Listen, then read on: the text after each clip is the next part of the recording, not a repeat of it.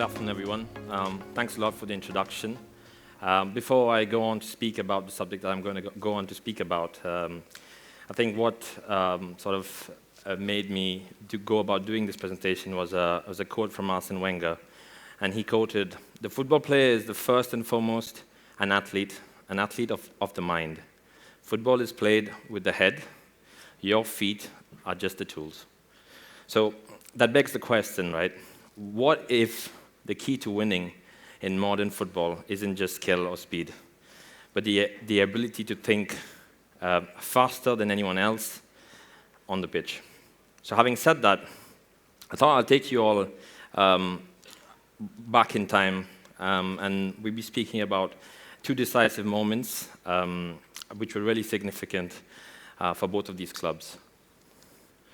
So going back to just giving a bit of context, this is the semi-final second leg between Liverpool and Barcelona.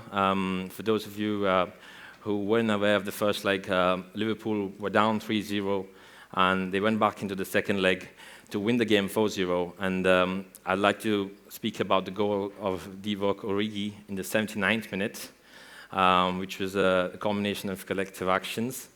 And similarly, going back just a few days ago in the Champions League between Aston Villa and Bayern Munich, where there was a goal from John Duran, and there's some sort of similarity between these two goals, right? And why I brought about these two goals is the impact that they made. Liverpool went on to win the Champions League in the same year after about 14 years, sorry, and Aston Villa won their first game in 25 years. So before I move forward, I wanted to show you these, and it's goals. The raw emotion of what's going on in this game. Early goal, Origi! Liverpool, he's given it! He's given it! What a piece of quick thinking from Trent Alexander-Arnold! And Divock Origi has two, and Liverpool have four!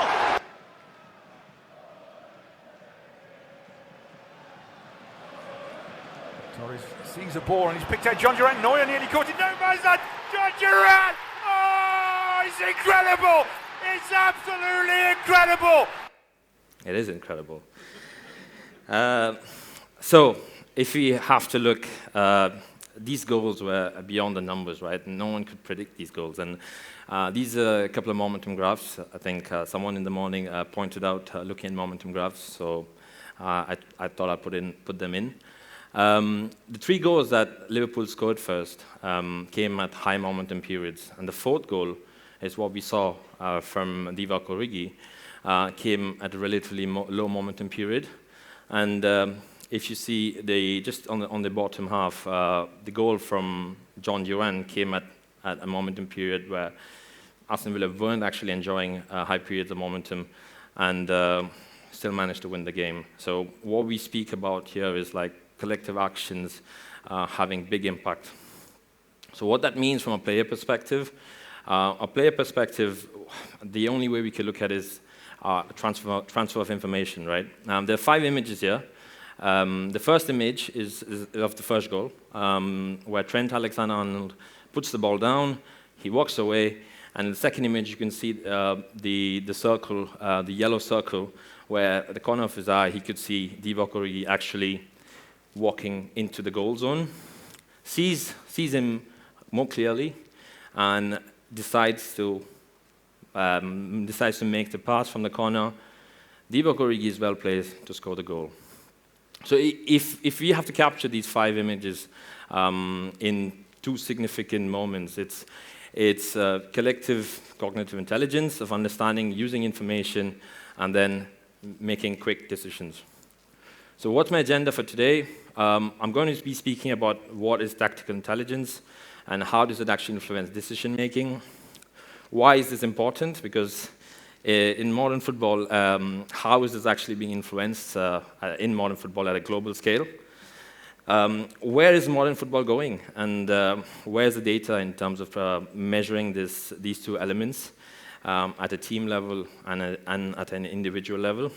And how can we use data to supplement other sources of information to get a holistic view of these 2 elements? So what is cognitive intelligence, and how does it actually influence decision making? Well, these two are like words that we really can't evaluate right now, and which is why it makes it so unpredictable. These unpredictable moments that have really big impact and significant consequences. It brings me to the idea of dual process and the theory about dual process, not just in football, like for us, all of us humans. There are two systems, there's system 1 and system 2, right? And there are many studies, and I urge all of you to like go and have a look at it. But system 1 is basically fast, intuitive, and automatic decision making, and system 2 is where slow, deliberate thoughts, and players are using it analytically to basically transfer information to system 1 to make that decision. And this starts to make more sense, right? Because if you're looking at quick decision making, we're looking at passes, dribbles, carries, and shots. It's what we measure through data. And that's decision making. And system 2 is more slow, deliberate thought, and like I just explained before, and it involves reading of the game, adapting positioning, pattern and space recognition, and processing information to actually make a decision. But it makes sense, right? Because players on average are making decisions for 3 minutes in a game. That's when they touch the ball. And the rest, over 85 minutes in the game, they're actually thinking about what to do. And which is why this makes it so unpredictable and makes it so interesting to understand. Going back to the second goal, system 2, I just wanted to explain this quickly and what it may look like for John Duran, who went on to score. The first image shows, I think that's Port Torres, if I'm not wrong, this left center back making that pass. And when he makes that pass, John Duran is aware of where the space is. The space is obviously not in the middle because you can see that the width of play is quite narrow. So the space is behind. So his system 2 tells him, okay, I need to make a run. He makes that run. And if you could, I mean, we did see the video, it might have been too quick, but you could go back and see the video where he takes a quick check where the goalkeeper is. That's where he scans his goalkeeper position, the goalkeeper's position from the goal, and then eventually decides to shoot. Even if this was some sort of information from the analyst about, we do know Manuel Neuer, the goalkeeper of Bayern Munich, comes out a lot, but to make those decisions in split seconds and process that information, I guess in this moment was really significant. So why am I actually speaking about this, and why is it being influenced in modern day football? What I did was I went to ask a peer group of scouts to ask them, where is modern football going? And all of them came up with different words. I think in hindsight, it would have been a lot easier of an exercise if I just asked ChatGPT. But to put this into perspective, right, and we need to understand what the global perspective is. And the global perspective is that there is a big turnover of coaches. A study done in 2011 showed that there was always a 30% increase in the turnover of coaches from the 1950s and to the first decade of the 2000s. Now, what it basically meant was there was a turnover of coaches.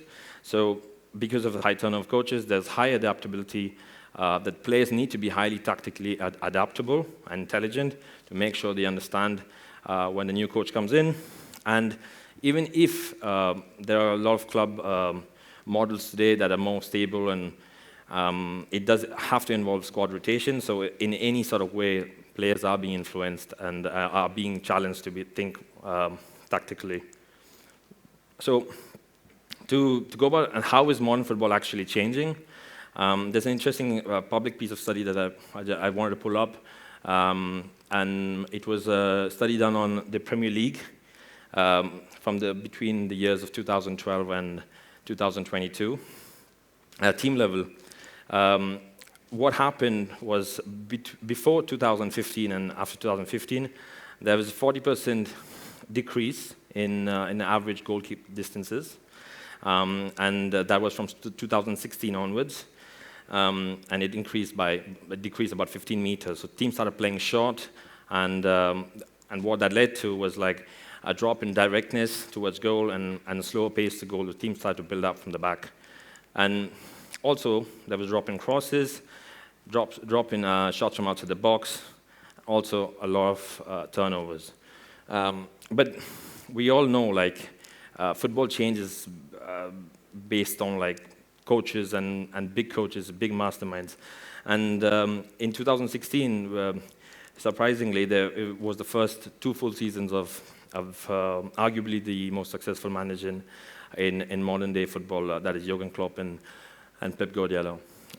Jurgen Klopp did come in October 2015, but his first season was in 2016. So the next, we look at the levels of competition. We talk about levels of competition, why, and there's so much news about players playing many games, and they've been exposed a lot. A study from UEFA, from a technical report in 23-24, actually mentioned like the top 4 teams that finished in the Champions League, finished top 4, played proactive and aggressive football. They played fluid, and they were building out from the back with the ball, dynamic control. But in contrast, when you looked at the technical and tactical overview of the FIFA World Cup, the top 4 teams actually were reactive and organized. And they were more disciplined, they were more compact, stayed in the mid-block, and transition. So we're talking about very low downtime for players, and a high number of matches, of course, and what that leads to is like high exposure, high adaptability. Rule changes.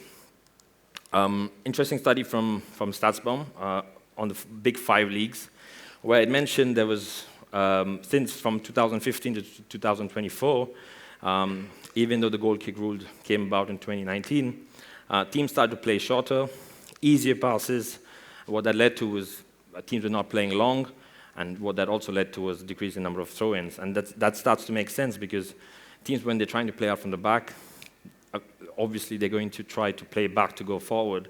What that meant, there was high accuracy in passes, and interestingly, dribblers came about. Like there were more dribblers on the wings because it was less risky to dribble on the wings than losing the ball in the middle. Football's gotten more intense, faster and aggressive. Post-COVID, the number of pressures per game in the top 5 European leagues went up by 15%, and the opposition half's pressures per game went up by 23% since 2021. And that it starts to link up because if teams are playing out from the back, the oppositions have to actually press them. When more teams start playing out from the back, and this is directly linked to the change in the rule for the goal kicks. And then what that leads to is youth development. A study from Transfer Room actually mentioned that the most expensive group of players right now are the group of players between 21 and 23. The average price for a player at this age group went up from 2019, went up about 4.5 million. That's more than a 50% increase, or about 50% increase. And top teams are actually using the same model. They're still having older players, but they're trying to fit in younger players to balance their teams. And what that means is a long-term strategy and establishing a consistent playing style. So having said all this, where is football going, and what are things that we're actually looking at? We're looking at new pressing systems. We're looking at teams playing with different types of triggers to press oppositions. We're looking at new invert positions. 10 years ago, we had a left-footed winger playing on the left side. Today, he plays on the right, and he tries to come in and he tries to score. And the teams are playing positional play in specific areas to overload opposition to gain a competitive advantage. So what does that actually mean?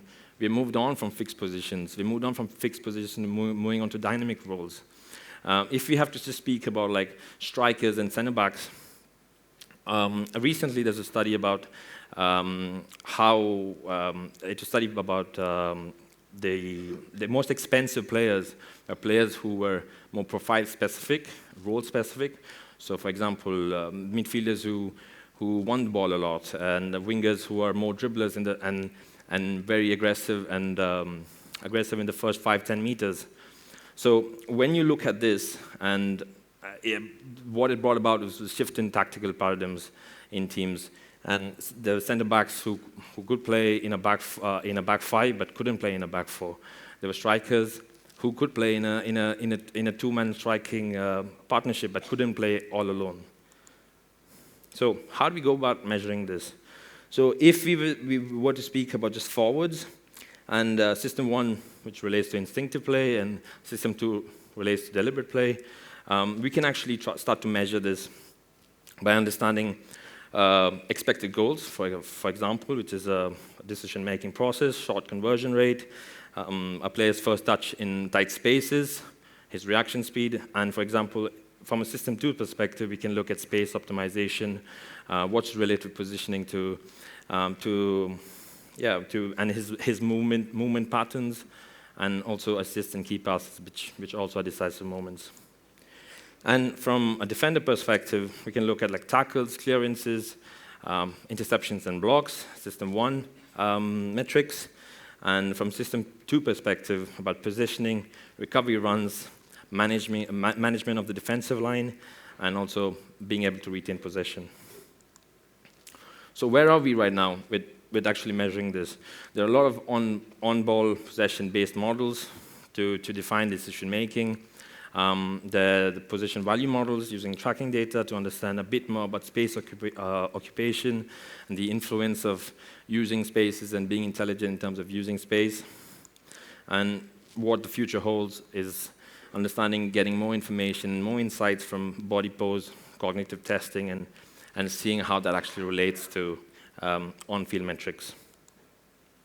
So before I go, this is a nice little story I wanted to say about 6 blind men and an elephant. There was a village, and they went to the village, and there was the first time there was an elephant, and they didn't know what it was. They started to discover, and they all came up with their own ideas, but no one was willing to speak to each other. And it kind of resonates with the football clubs we work in, because all of us work in silos, and all of us are trying to make impact within the work we do. But I guess for every process, we could choose to be either data-aligned or data-driven. In this case, I would think we could be more data-aligned for where we are right now. If we were to solve problems for recruitment or individual development, and the elephant in the room is the context that we're trying to solve in this case, we're looking at understanding more about tactical intelligence and decision-making.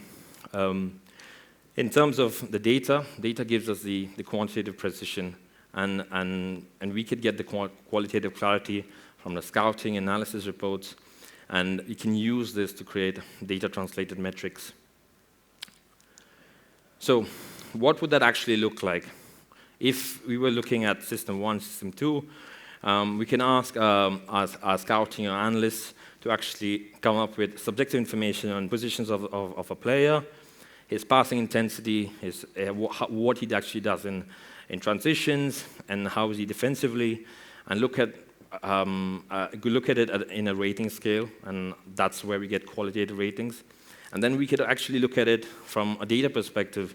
Obviously, there's a lot of advanced metrics that we could create, but I think using the information from the subjective data, we could actually come up with new metrics in the objective data. Like we can look at positional versatility in heat maps, interception success rates, and that's just tactical intelligence. But in terms of adaptability, we can look at how players are in build-up play, progressive play, are they decisive in the final third, and using the same qualitative ratings, you can also map them with the data metrics such as progressive carries and passes, touches in the final third, and eventually, because it's in-game decision-making, we can look at metrics that we already are looking at, like expected goals, expected assists, key passes, and from the subjective information, we can look at anticipation and vision and sort of link both of them together.